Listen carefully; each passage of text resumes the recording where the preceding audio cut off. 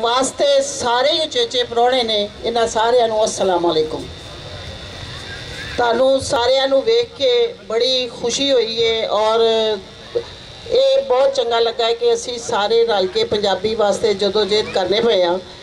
लोग पंजाबी बोलन दे विच शर्म महसूस करते हैं, मैं फखर महसूस करनी है।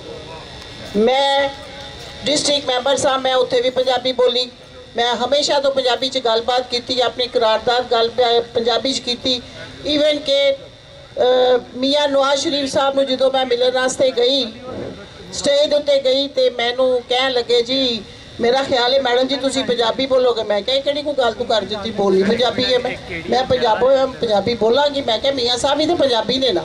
मैं गई तो मैनू अगे सिक्योरिटी वाले कहते हैं जी तुसी अगे नहीं जाना। मैं अगे क्यों नहीं जाना, अगे की है, अगे की है। मैं जिसले अगे गई मैं मियाँ नवाज शरीफ साहब की बाँह फड़ ली तो मैनू लोगों ने सिक्योरिटी वाले कहा कि मैडम सर का बाजू छोड़ दें। मैं ये कहते लिए छड़ दो, ये बाजू साढ़े ही ने, साढ़े दिते हुए बाजू ने जड़ा इतों तक पहुँचे ने, मैं क्यों बाजू छड्डा। और मियाँ साहब बड़े मुस्कुराए ने। और उस तो बाद जिसले मैं उन्होंने अपना विजिटिंग कार्ड दिता तो कहते ने दूसरा सिक्योरिटी गार्ड फिर कहता ये मैडम मुझे दे दे। मैं कहा भी मैं तेरू क्यों दें, मैं मियाँ साहब की जेब च आप पाया। दरअसल इंसान के विच जुरत होनी चाहिए है गल करन दी, गल मनवान दी। ये ना हो कि तुसीं झकदे रहो को ना गल क्यों नहीं करनी। असीं साडा हक है, असीं किसी दे चोर नहीं, असीं किसी को कुछ मंगिया नहीं। साडी अपनी जबान है, सानूं वापस दित्ती जाए। इस जबान ने बड़े धक्के खाधे ने। क्यों खाधे ने? ये पंजाबियों की अपनी कमजोरी है। पंजाबियों ने आप इहनूं घरों बाहर कढ़िया है। इन्हां दी ते ये सारे मर्द हजरात बैठे ने, मेरियां भैणां भी बैठियां ने।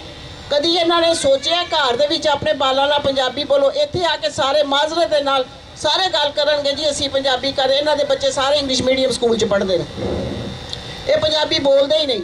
मेरा ख्याल है कि देख लेना तुसीं एक दिन ऐसा होएगा कि सिर्फ पंजाबी ते इंग्लिश रह जाएगी।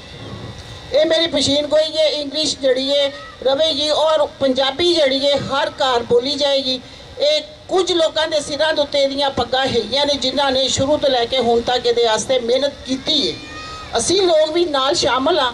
लेकिन मुदस्सर भट्ट साहब हो गए, चौधरी निज़ामुद्दीन साहब हो गए जिन्हों ने 50 वरे रेडियो के उत्ते बोले। तो अज भी तुसी इस सारे पंडाल दे विच एक एक बंदे कोलों पुछ लो मिर्ज़ा साहब की गल याद होगी कि उन्हें फलानी गल की सी, उन्होंने जुरत नाल गल की सी, उन्होंने वक्त के हुक्मरान नूं गल की सी।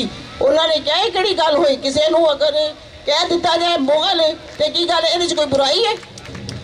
अगर किसी नूं